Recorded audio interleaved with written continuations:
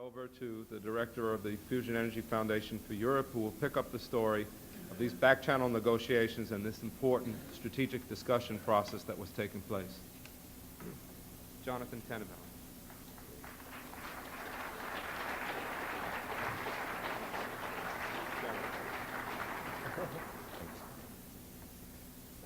There's no doubt that the process leading to and from the adoption by the United States government of Lyndon LaRouche's policy for strategic defense based on new physical principles, as announced by Reagan on March 23, 1983, marks a turning point in history. The laws of the universe, which had seemed to govern the world up to that point, suddenly changed. March 23, 1983 signaled that the entire system of ideas and institutions which have governed the world increasingly during the 20th century were being swept away.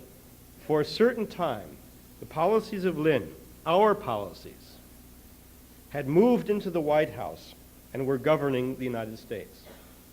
Yes, we suffered a serious defeat. Humanity suffered a serious defeat in the subsequent period.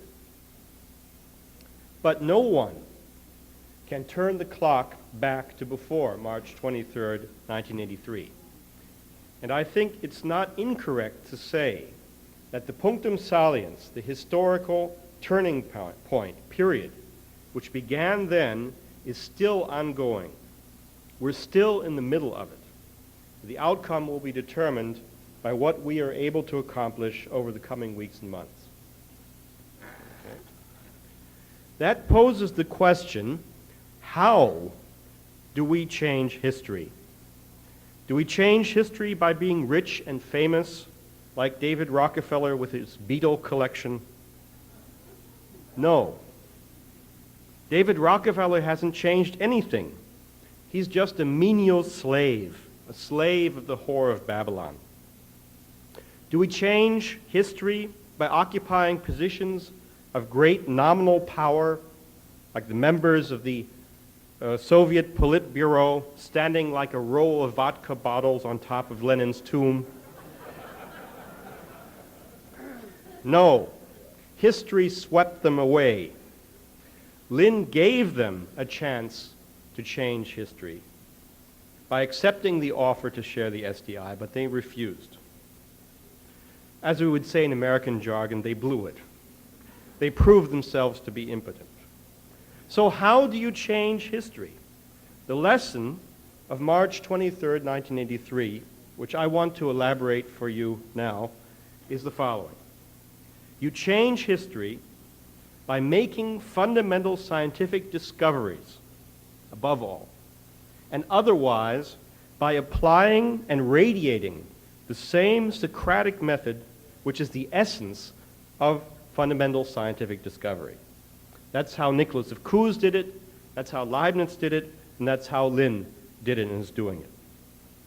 Through examining the true story of the SDI, we can understand and learn from Lynn's unique personal role in this ongoing period of history.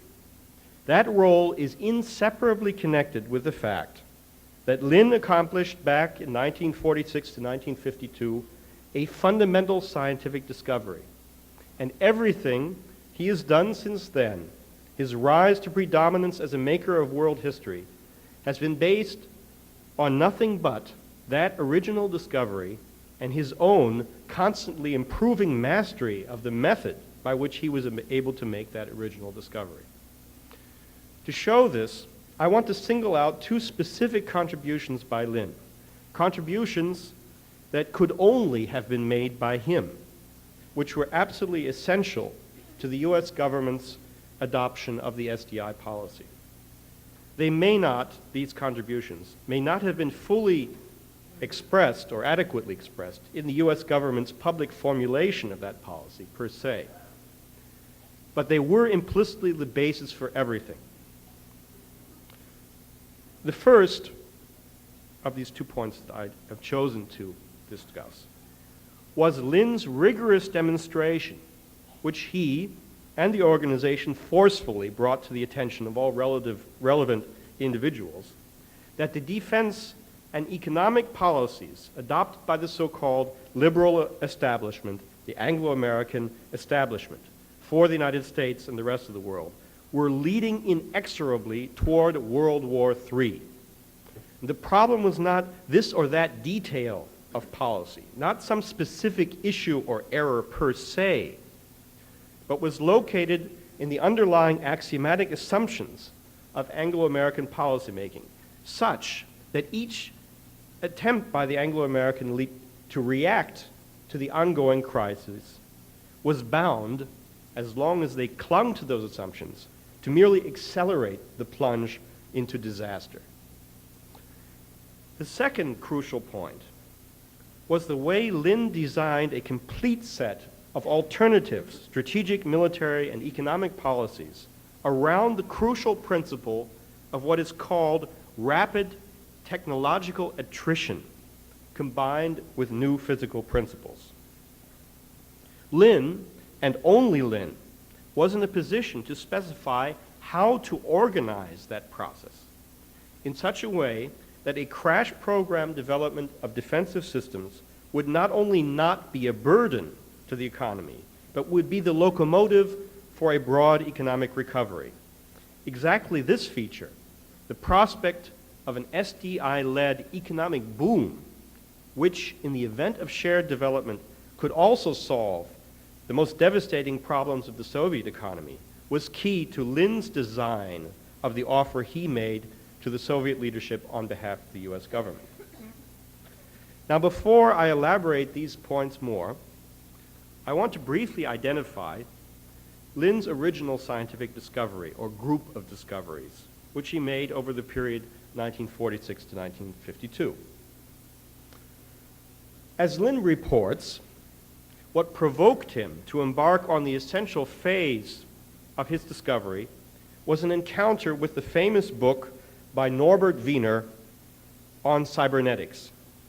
One thing in Wiener's book infuriated Lin to the point of his having an angry impulse to throw the book against the wall. Norbert Wiener had attempted to characterize what we call living processes by methods borrowed from Ludwig Boltzmann's statistical thermodynamics, that which is associated with the famous first and second laws of thermodynamics. And Wiener tried to do the same thing for human intelligence, developing the now famous approach of information theory. The basic assumption of Boltzmann, which Wiener took over, was that all processes of nature could be described mathematically as systems of particle-like entities interacting according to fixed laws.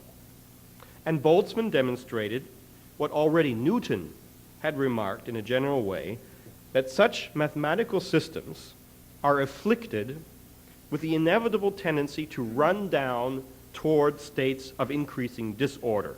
Out of this came Boltzmann's claim proof of a purported law of universal entropy. Now, Wiener noted that living processes and the effects of human intelligence show exactly the opposite tendency. But rather than understanding this fact as a devastating refutation of Boltzmann's statistical approach, which it implicitly is, Wiener chose to define the neg entropy of living processes in terms of a progression toward what statistics regards as more orderly arrangements of particles. So also, Wiener wanted to define human intelligence as a capability to arrange objects in an orderly way, which is probably the only definition of intelligence according to which David Rockefeller could be considered intelligent, from the evidence of his beetle collection.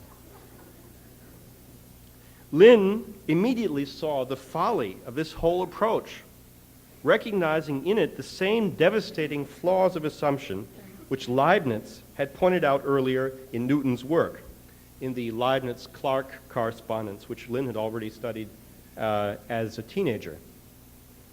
In his autobiography, Lin notes, quote, "My understanding of this error of Wiener's is the key to my original discoveries in economic science, and is therefore the key to everything which has made me an influential international figure today. That's written 1988.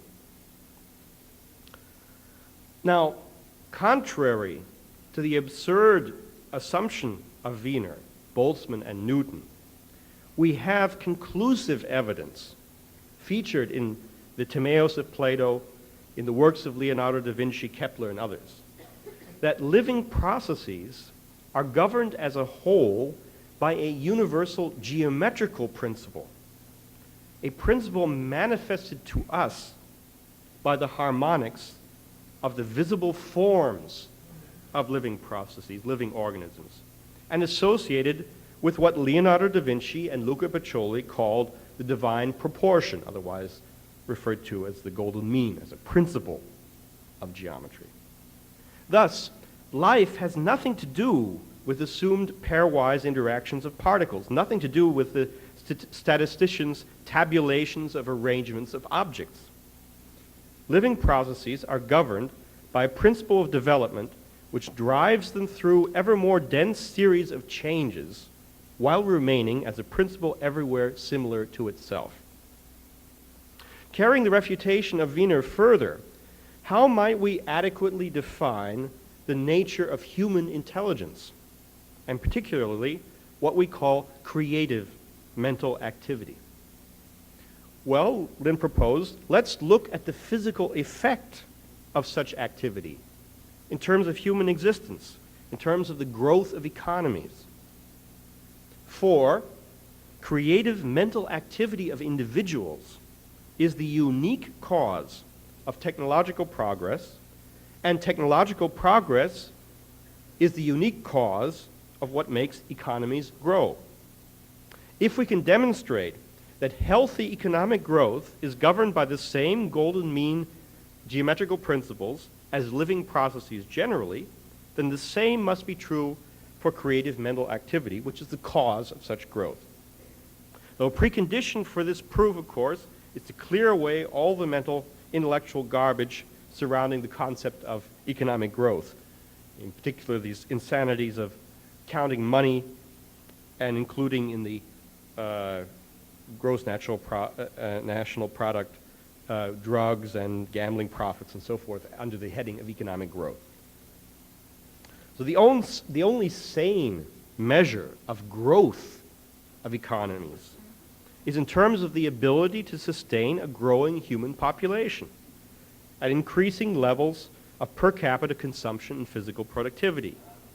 In other words, to provide for an increasing density of human individuals, each one of whom is able to contribute at a higher level to the further growth of the economy.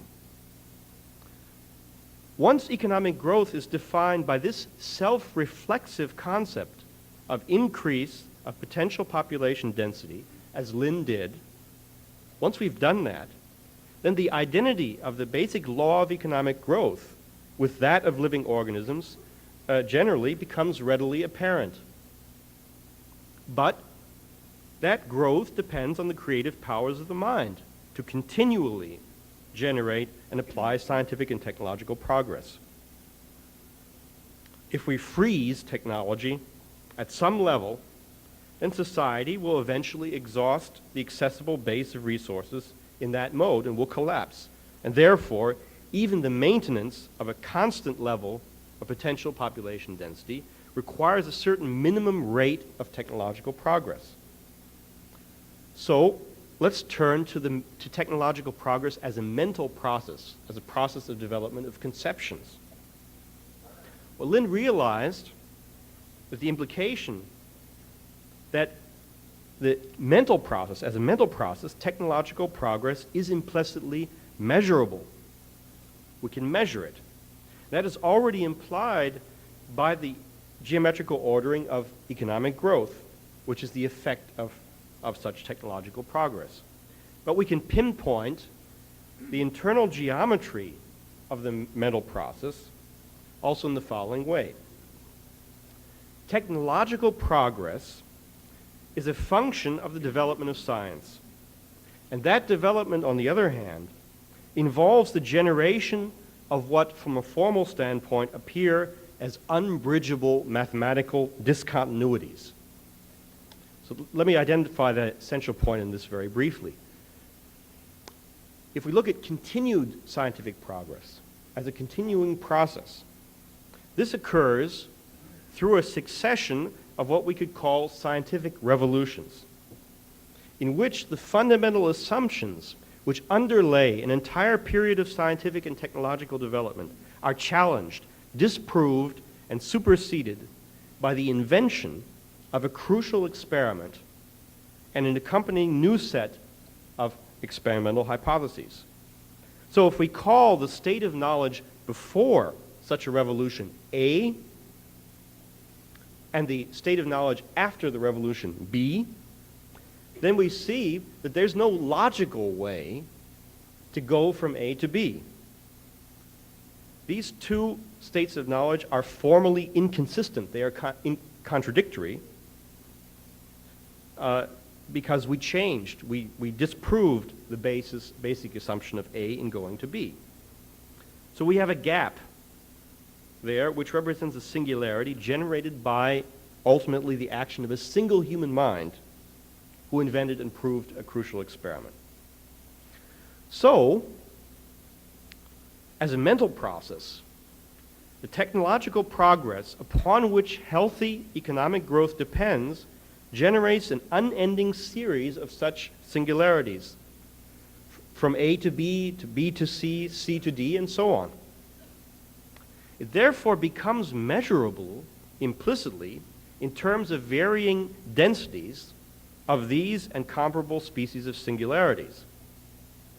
As soon as we realize that the series of revolutions, A to B, B to C, C to D, and so forth, must be lawfully ordered in a manner consistent with the divine proportion,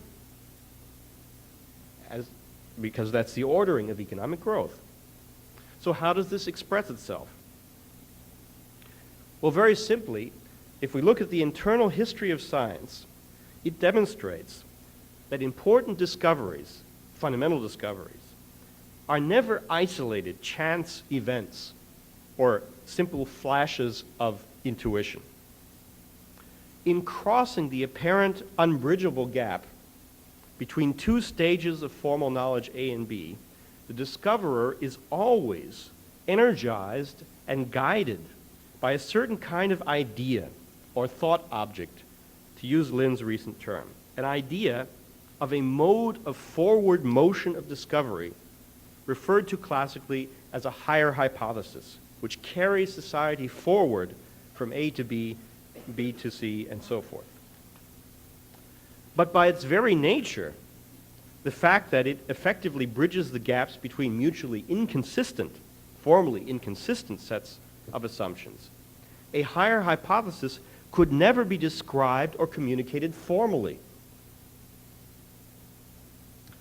It belongs to a higher level of conception whose relationship to the states of formal knowledge, A, B, C, D, is that of Kruse's circle to its inscribed polygons. And yet, the existence of economic growth over human history proves that adequate higher hypotheses are actually generated, have been generated, are being generated, and are effectively communicated from generation to generation. And Lin identified the crucial means how this is done. It's the method of metaphor, the metaphorical communication of concepts. So, at this point, and no later, Norbert Wiener's linear information theory bites the dust. And exactly this is what comes to the fore in any period of rapid technological progress. And Lin and his collaborators have documented later, after that fundamental work, this in the course of such periods as the Italian Renaissance, the École Polytechnique of Monge and Carnot, the Göttingen School, and such more recent crash programs as the Peenemünde rocket project, the Manhattan and Apollo programs. An effective higher hypothesis must include, at least implicitly, the question of mastering the relationship between technological progress and economic growth as a functional relationship. And to analyze that, Lin studied the way in which new technologies are injected into an economy, such as typically the case, a crucial experiment which was used to refute a fundamental set of assumptions. That crucial experiment in the form of a laboratory apparatus invented by scientists is transformed into a new type of machine, typically a machine tool. And that new type of machine, based on that crucial new type of phenomenon, then permits an entire new classes or species of products to be produced at a higher productivity, increasing the productivity of labor. And Lin examined the propagation into an economy of successive waves of technological progress, of waves of the form A to B, B to C, and so forth. The way that propagation occurs through successive investment cycles in relation to shifts in the composition of labor, the changes in the market baskets, land use, and particularly the function of basic infrastructure. So it was clear that the relationship involved could not be described by logical deductive forms of mathematics. Does that mean that it can't be rigorously described at all? Certainly not. In fact, Lin found the key to the solution of developing a mathematical description of the relationship between technological progress, a rate of technological progress, and a rate of economic growth. He found the key to that, as he emphasizes, by looking back on the work of Bernhard Riemann on the hypotheses of geometry from the standpoint of having grasped something essential, the kernel of the later work of Georg Cantor, particularly on the so-called Aleph series. And on this basis, Lin identified the fundamental constraints, among other things, which must be satisfied for healthy economic growth. Among them, I would single out, for its importance in a moment, the energy density functions. That increase in potential population density correlates with an increase in the amount of useful energy available per capita and per square kilometer, subject to the condition that the technological quality of the organization of energy application is improving. That quality of energy use can be very roughly measured by what is called the power density or energy flux density of a machine. For example, at its cutting edge of a machine, or an equivalent area of application of power. Or in the age of directed energy technologies, which we're going into now, such a power density or technological quality is correlated with the frequency and wavelength and related characteristics of the applied radiation. Let me simply note that this early work of Lin's already points directly to a higher form of new physical principles, appropriate to processes which are undergoing a rapid series of what are called phase changes. And in fact, the typical case of such a process is a human physical economy, seen as a physical process. Imagine that we are observing the Earth from some convenient place in space, and we see this physical process which is the human economy. And this physical process is going through a series of phase changes, A to B, B to C, C to D, and so forth. We see that this physical process, which is becoming more and more powerful, is bringing ever larger parts of the universe within its range, within its domain, that this process is characterized, the law of this process, can only be defined at the level of a higher hypothesis, at the level of those processes which improve higher hypotheses, called the hypothesis of the higher hypothesis. Therefore, physical processes in general can only be understood at that level of metaphorical law, not by formal mathematical deductive laws, but only metaphorically. Hence, Lin's famous, or justifiably famous writing, Why Poetry Must Supersede Mathematics in Physics. Now, implicitly, also the same method allows us to measure ideas in terms of their effect on the physical process of the economy. It provides us a measuring rod for judging history and so on and so forth. Well, leaving that as an identification of Lin's discoveries, at least the area in which of his discoveries, let's jump forward. I'll make a big jump given the time here. Let's jump forward to the situation that confronted the world at the end of the Carter administration. Although most people don't know it, the world was headed toward World War III on a very short fuse. The essential cause, as Lin identified with increasing clarity, was the nature of the assumptions underlying the way the so-called Anglo-American establishment thought it was running the world. The mindset, the cultural outlook of that establishment was such that, to a certain extent wittingly, but also unwittingly, they were maneuvering the world step by step into a situation in which the only choice would be between total thermonuclear war with the Soviet Union or submission to a virtual dictatorship from Moscow, with a disintegration of the world into some kind of global 30 years of war further down the line.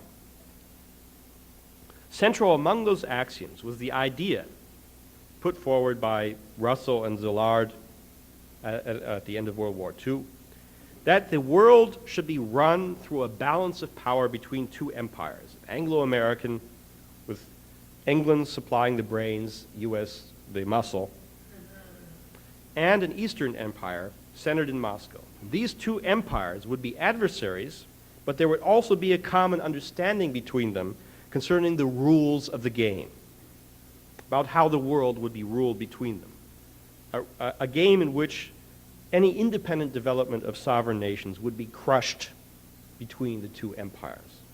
And underlying the whole thing was Malthusianism, the goal of establishing a perpetual zero-growth, feudal-like state of mankind in which a strictly regulated population of slaves would serve a tiny minority of oligarchical families, a worldwide confederacy. This utopian scheme was associated with a military doctrine which came to be known as MAD, MAD, mutually assured destruction, already elaborated by Leo Szilard in the 50s, perhaps earlier. The idea was that the hydrogen bomb, particularly, nuclear weapons generally, should be regarded as an ultimate weapon, in the sense the end of the line in strategic armaments, against which no effective defense is possible. And each of the two superpower empires was to build up an enormous arsenal so large that even in the event one side would launch a surprise attack, the other would still have enough missiles and warheads to survive and virtually annihilate the attacker. Under this condition of mutually assured destruction, nuclear war had become impossible. At least, so thought McNamara, Kissinger, Schlesinger, and so forth. And no technological development was to be permitted to undermine this supposedly perfect system of balance of nuclear terror. So the system was to be stabilized by a freeze on scientific and technological development. The problem was, as Lin's discoveries prove in the most rigorous way, that no such scheme could possibly be stable.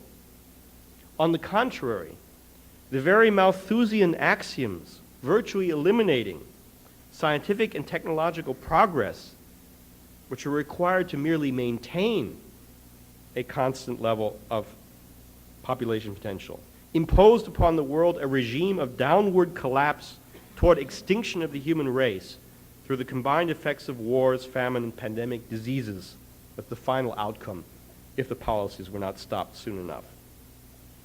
Now, with the Carter administration, broadly speaking, this utopian Malthusian policy had taken virtually control over the U.S. government. But there was a very specific additional problem with this, located in the different views of the other partner of this uneasy system. The Soviet rulers saw things, they looked at the West And they saw things like the destruction of the quality of education in the United States. They saw the epidemic of drugs, the spread of the rock, drug, sex counterculture, the cancellation of long-term NASA space programs, and so on. And the Soviet nomenclatura said, what fools they are. They are destroying themselves. Let's help them to do so. And the Soviet military leadership demonstrably never accepted the rules of the mad game. Soviets built up a war-winning capability with emphasis on massive civil defense and had developed an operational plan for winning an all-out war. And meanwhile, through the forward basing of submarines and medium-range and short-range missiles in Europe, plus the implications of the EMP pin-down effect, the effective warning time to make a decision on launching of missiles was reduced to less than a few minutes. So we had a situation where a strategic military crisis of warning time reduced down to 5 minutes or less was compounded by the destabilizing and other effects of a deepening depression, plus growing insanity among the elites who were responsible for the Malthusian policies in the first place, plus the element of miscalculation implied by the fact that the Soviets did not accept the rules of the game, of the mad game. So in that situation, there were some openings, some opportunities to change things in the U.S. The Carter administration was voted out in a landslide. People had had enough. There was a craving to get back to what America used to be, to get back to economic growth, to the atmosphere of scientific and technological progress associated with the memory of John F. Kennedy's moon landing program. And the Europeans, I can avow to you, were looking to the new administration hoping there would be a return to sanity. As for the administration itself, it was a mixed bag, to put it mildly, but there was a certain openness. The better people inside the administration were open to suggestions. There was already a perceptible leaning, certain leaning in the direction of LaRouche's policies. Through the awful years of the Carter administration, LaRouche had built up a major movement as the only coherent, visible opposition to the insanity of Carter, Schlesinger, and so forth. A significant aspect of that was the quarterly LaRouche-Riemann economic analysis, which demonstrated the unique authority of Lin's method in analyzing the decline of U.S. industrial production in contradiction to the so-called predictions of all the other projecting agencies. So, in that situation, the challenge was how to design an improved policy which would assure war avoidance on the short and medium term, and at the same time provide the world as a whole with a long-term pathway into the future, securing the survival and progress of civilization for 50 years ahead. At the time, Lin designed his strategic defense policy. The idea of laser and particle beam weapons to defend against nuclear missiles was not at all new. Shortly after the first successful demonstration of an optical laser, Soviet Marshal V.D. Sokolovsky announced in the 1962 edition of his book on Soviet military strategy that the Soviet Union had embarked on a long-term program to develop laser and particle beam weapons. And he remarked that these technologies would overcome the inherent shortcomings of the anti-missile missiles, which were demonstrated to those of us who followed the situation quite well in the performance of the Patriots in the Gulf War. In the subsequent period, through the end of the 1970s, both superpowers had programs to develop beam weapons.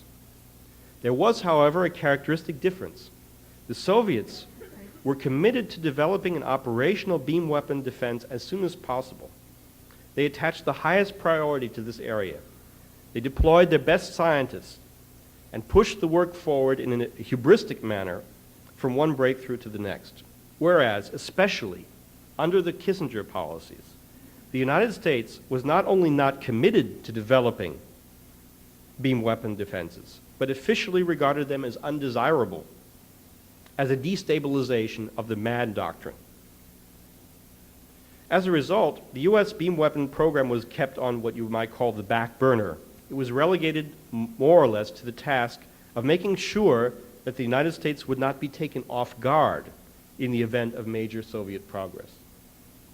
LaRouche was already familiar with many of the essentials of directed energy technology through the work of the Fusion Energy Foundation, which he had played the major part in launching back in 1974.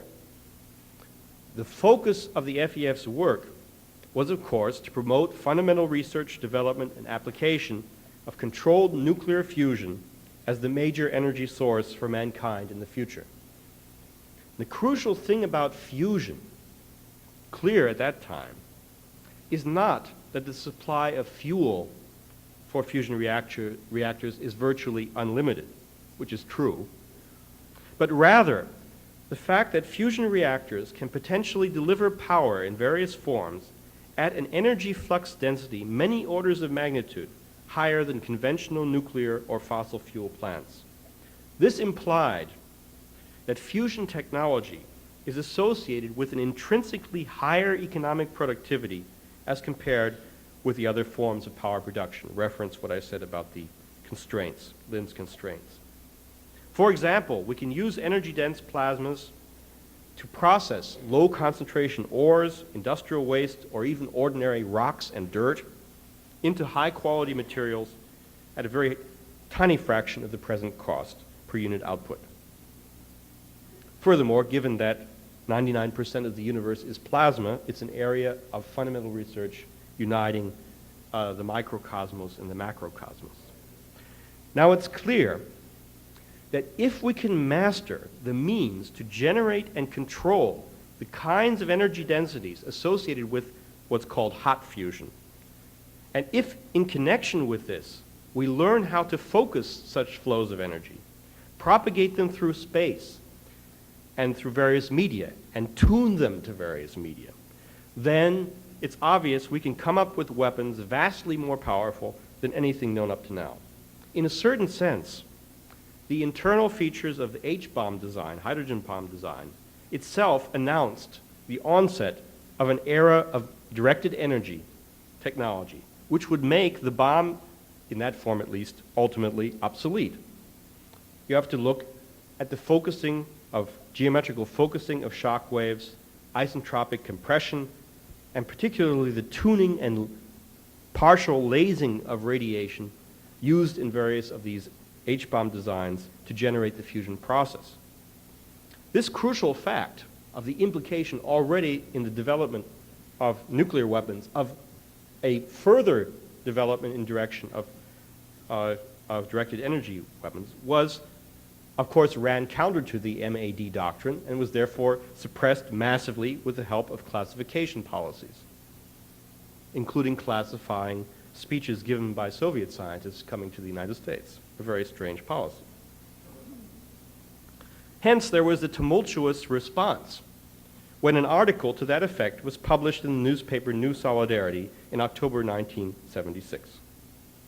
Hence, through this, so we could say in a certain way that if you take an H-bomb and you turn it inside out, you already have, in a certain way, a directed or a mental model of a directed energy weapon.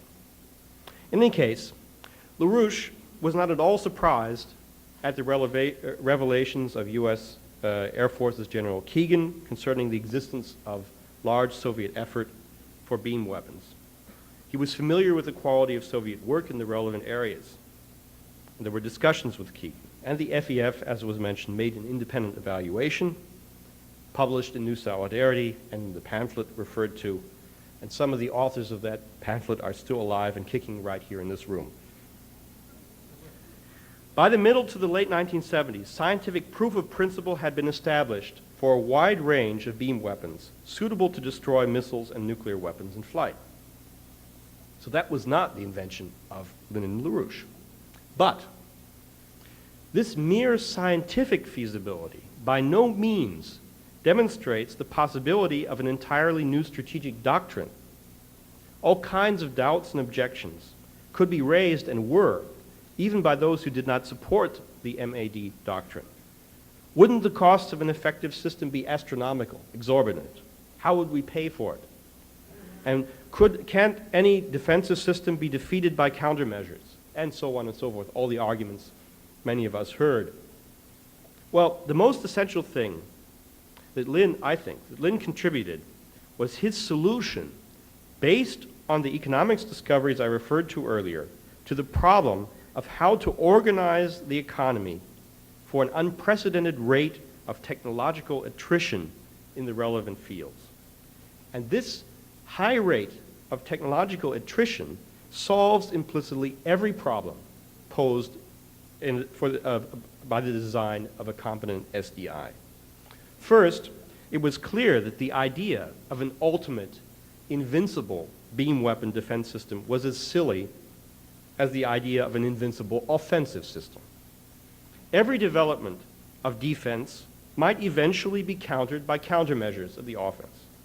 But Lin pointed out, provided that a high rate of technological development is maintained, beam weapons and related systems as a family, an open-ended family, embody an intrinsically greater firepower than the slow nuclear-carrying missiles.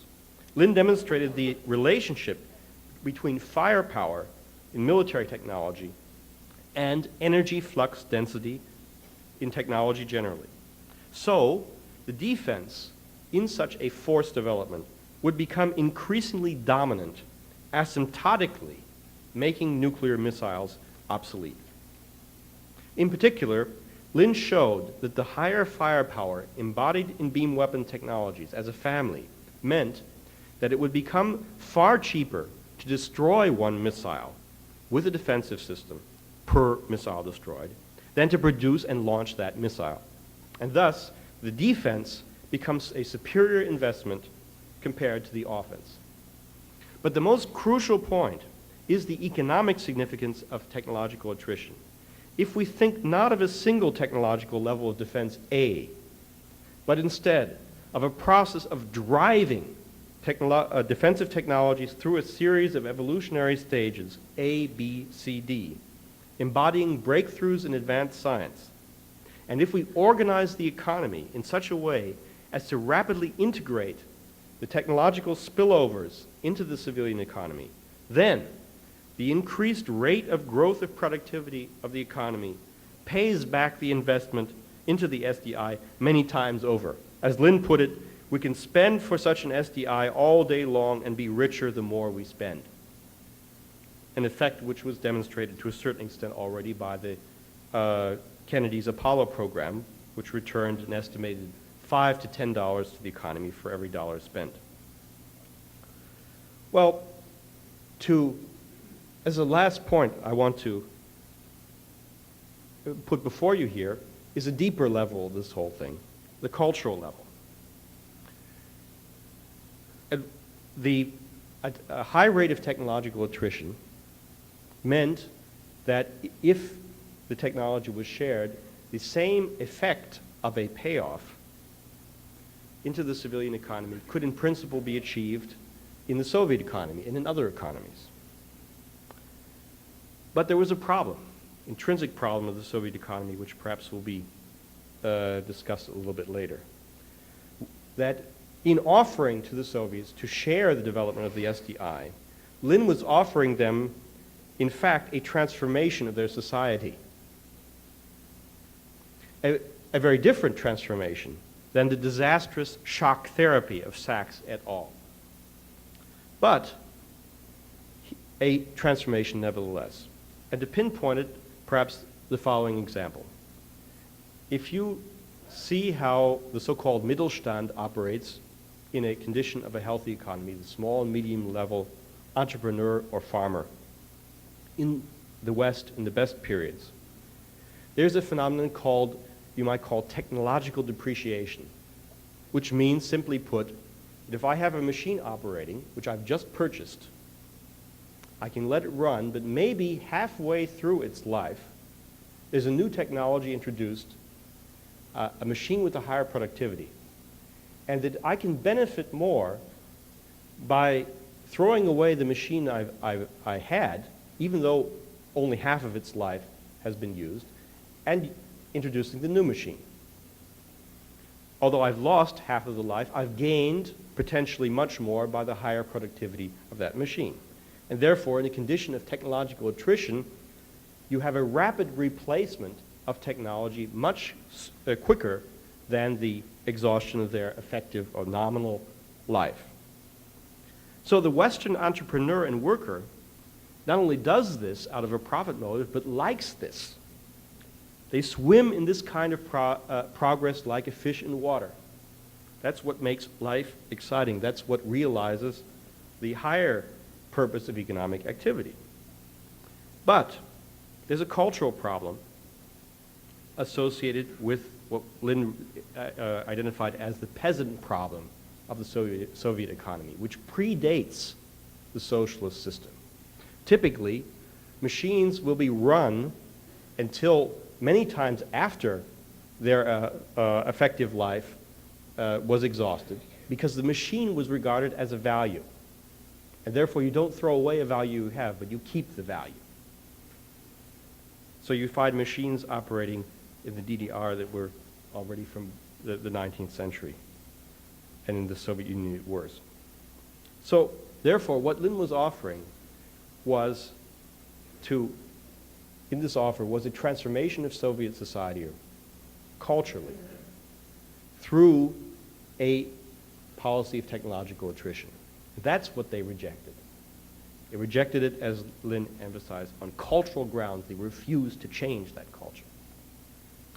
Well, to end, I think what Lynn had in mind was very much underlined by the policy he announced later in 1985, with already anticipations before, of adding to the SDI the Moon Mars program.